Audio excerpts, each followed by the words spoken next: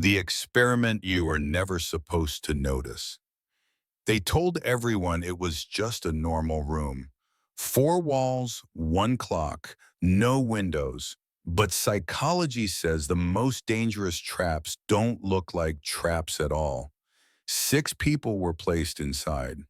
Different ages, different lives. One rule only: behave naturally.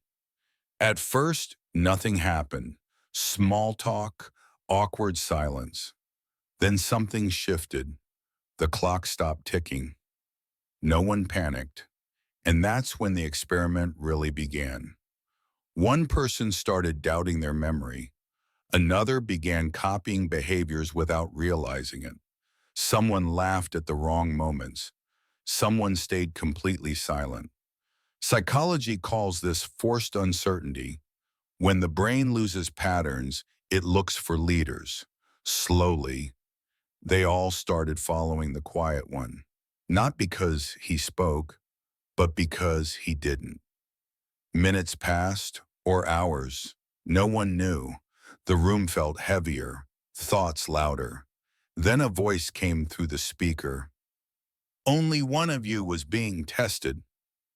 Everyone froze. Because the experiment was never about control, it was about who notices it first. The silent one looked up.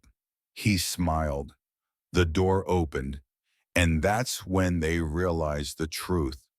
The most dangerous mind isn't the one being controlled. It's the one watching everyone else obey.